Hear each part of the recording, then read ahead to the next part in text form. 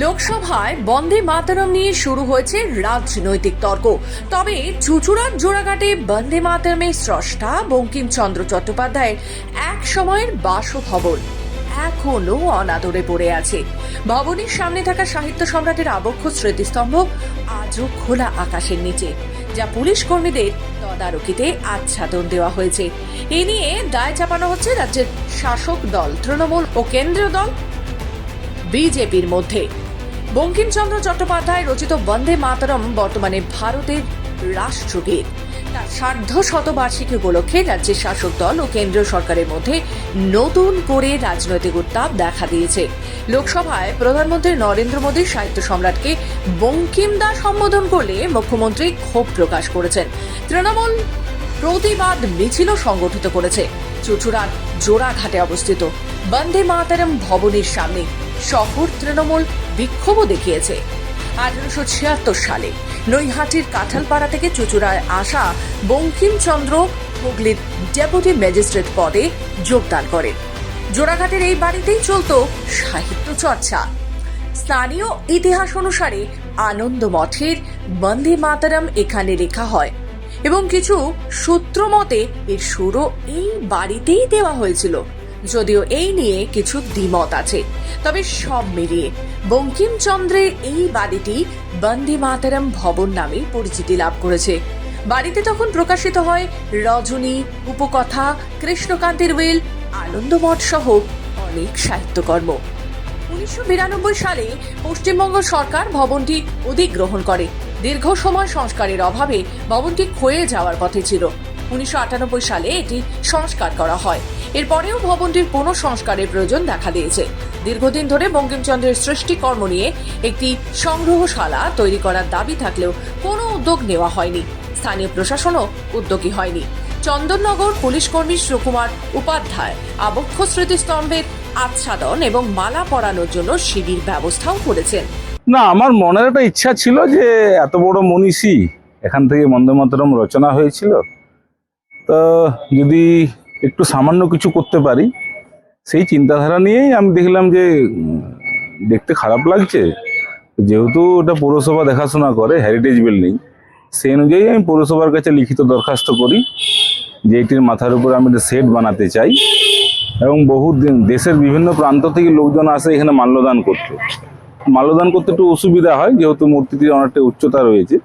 তো সেই হিসাবে আমি পৌরসভার কাছে দরখাস্ত করি যে একটি শেড বা আচ্ছাদন বানাবো এবং একটি সিঁড়ি বানাবো মাল্যদান করার জন্য।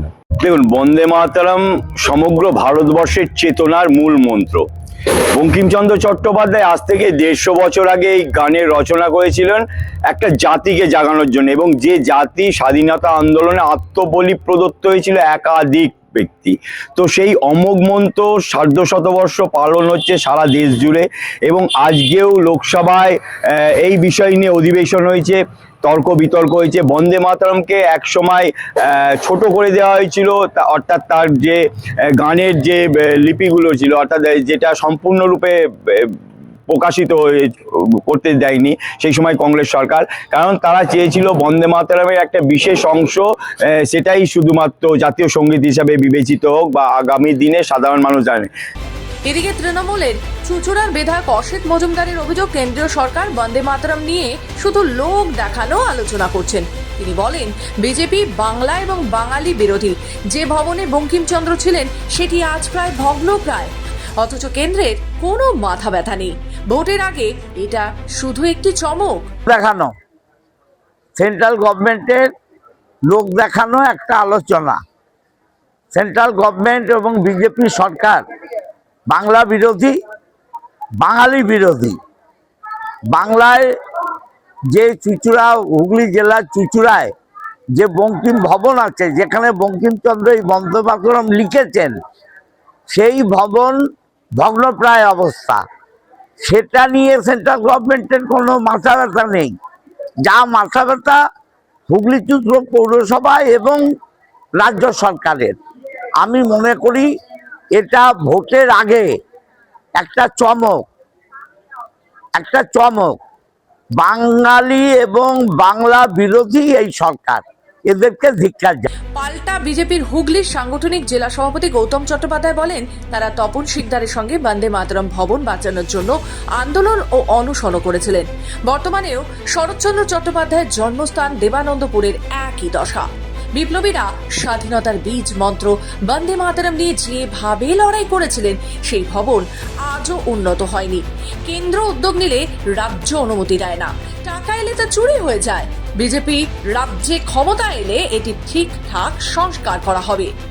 বন্দে মাতরম ভবন নিয়ে আমরা বহু আগে, প্রায় আজ থেকে 15 বছর 20 বছর আগে, যখন ওই জায়গাটা খুবই বাজে অবস্থায় ছিল এবং অসামাজিক কাজ অনেক হতো, তখন আমরা 24 ঘন্টার জন্য আমরা অনশন করেছিলাম এবং আমরা ঘড়ির মোড়ে বিশাল প্রোগ্রাম করেছিলাম। সেখানে আমাদের তখনকার বিধায়ক বাদল ভট্টাচার্য উপস্থিত ছিলেন এবং তপন শিকদার উপস্থিত ছিলেন। সেই সময় মুরলী মনোহর যোশী ছিলেন, তিনি সাহায্য করেছিলেন।